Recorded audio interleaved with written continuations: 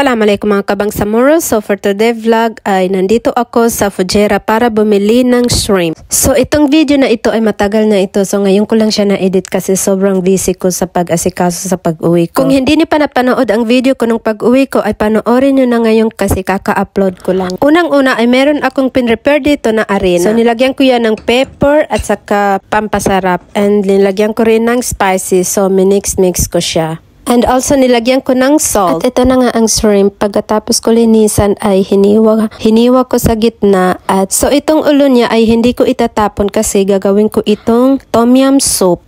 Dito naman ay nag-prepare ako ng itlog. Ilulubog ko muna dito ang shrimp bago ko lagyan ng arena. So para dumikit yung arena kaya kailangan maglagay ng itlog. So konti lang ang lulutuin kong shrimp kaya isa lang ang gamit ko na itlog.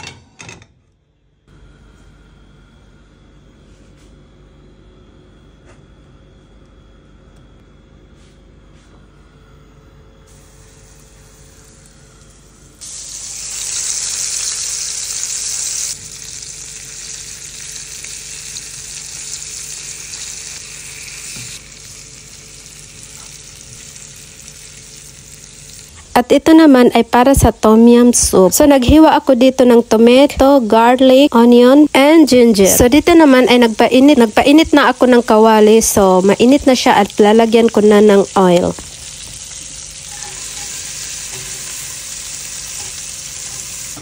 So dito naman ay may natirang pagkain kahapon ay lulutuin ko ngayon fried rice. At natapos ko na nga prituhin ang shrimp. So ngayon naman ay dito naman tayo sa tom yum soup. So brown na yung sibuyas at saka bawang. Lalagyan ko na ng tubig. So ngayon naman ay ilalagay ko na itong ulo ng shrimp. At tatakpan ko muna at papakuluan ko lang ng saglit kasi hindi pwedeng maluto kuluan masyado kasi hindi na siya magiging fresh or hindi na mawawala na yung pagka-fresh niya. So saglit lang pakuluan. So dito naman ay naglagay ako ng noodles. And yes, tapos na ako magluto at hindi ko na na-videohan. So tatlong klase yung niluto ko na pagkain. Burger shrimp, tapos soup, and then soup na may noodles. And yeah, thank you for watching!